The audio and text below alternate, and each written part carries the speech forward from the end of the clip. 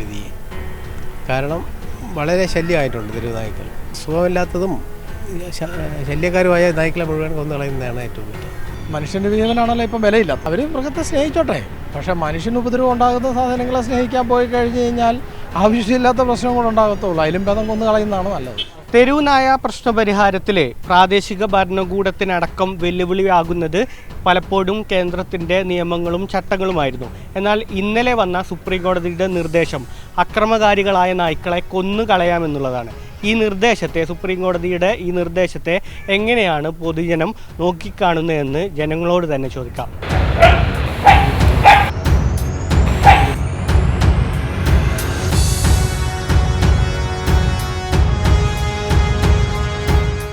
മനുഷ്യജീവനുകൾക്ക് ഭീഷണിയാവുന്ന തെരുവുനായകളെ കൊല്ലാമെന്നാണ്.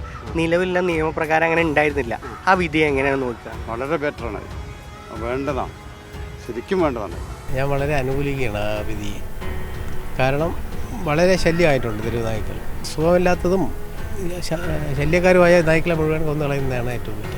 മനുഷ്യൻ്റെ ജീവനാണല്ലോ ഇപ്പം വിലയില്ല. അവർ മൃഗത്തെ സ്നേഹിച്ചോട്ടെ, പക്ഷേ മനുഷ്യന് ഉപദ്രവം ഉണ്ടാകുന്ന സാധനങ്ങളെ സ്നേഹിക്കാൻ പോയി കഴിഞ്ഞ് കഴിഞ്ഞാൽ ആവശ്യമില്ലാത്ത പ്രശ്നങ്ങളുണ്ടാകത്തുള്ളൂ. അതിലും ഭേദം കൊന്നു കളയുന്നതാണ് നല്ലത്. അക്രമികളായിട്ടുള്ള നായ്ക്കളെ പിടിച്ച് കൊല്ലുന്നതിന് പകരം വേറെ എന്തെങ്കിലും ഓപ്ഷൻ ഉണ്ടെങ്കിൽ അത് ചെയ്യുന്നതായിരിക്കും ബെറ്റർ. പുറത്തൊക്കെ ന്യൂട്രൽ ചെയ്യുന്നൊരു പോളിസി ഉണ്ട്, എടുത്തുകൊണ്ട് പോയിട്ട് ന്യൂട്രൽ ചെയ്തിട്ട് വിടുക. അപ്പം നമുക്ക് അതിൻ്റെ പോപ്പുലേഷൻ കൺട്രോളിൽ വരുത്താം. കൊല്ലണതാണ് നല്ലത്. കാരണം വെച്ചാൽ കുട്ടികൾക്കും ആൾക്കാർക്കും എല്ലാം ബുദ്ധിമുട്ടുണ്ടാക്കില്ല. ഇല്ലെങ്കിൽ അതിനെ കൊന്നുകളയുന്ന രീതിയിലേക്ക് പോകുന്ന രീതിയിലല്ല, അതിനെ ഏതെങ്കിലും രീതി പുനരധിവസിപ്പിക്കാനായിട്ട് സാധിക്കുമെങ്കിൽ ആ രീതിയിൽ ചെയ്യുന്നതായിരിക്കും ഏറ്റവും നല്ല ഒരു വിധി എന്നാണ് ഞങ്ങളുടെ ഒരു മനസ്സിലാക്കൽ.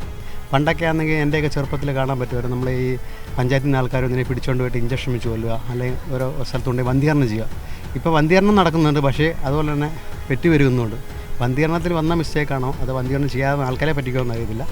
പക്ഷേ എന്തായാലും വിധിയോടെ നമ്മൾ സ്വാഗതം ചെയ്യുന്നുണ്ട്. മൃഗസ്നേഹികളടക്കമുള്ള ആളുകൾ ഇന്നും കോടതിയിൽ പറഞ്ഞത് ഇത് അനുവദിക്കരുത് എന്നാണ്. അവരോട് എന്താ പറയുക? അവരോട് പറയാനുള്ളത്, നിങ്ങൾ ആ സ്നേഹം മാറ്റിവെക്കണമെന്ന്. മൃഗത്തേക്കാണ് സ്നേഹം, മനുഷ്യജീവനോട് അവർക്കുണ്ടാവണം. മനുഷ്യരോടാണ് സ്നേഹം ഉണ്ടാവേണ്ടത്.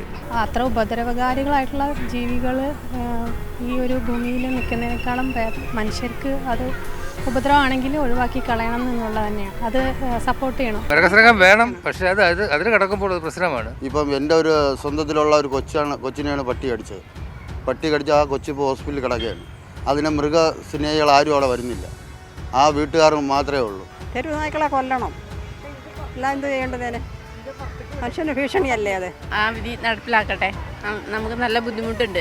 ഏതായാലും മനുഷ്യ ജീവന് മുൻഗണന നൽകുന്ന കോടതി നിർദ്ദേശത്തെ സ്വാഗതം ചെയ്യുകയാണ് ഭൂരിഭാഗം ആളുകളും. ക്യാമറ പേഴ്സൺ ഹിരൺ ശ്യാമിനൊപ്പം സഫാൻ UP, മീഡിയ 1, തിരുവനന്തപുരം.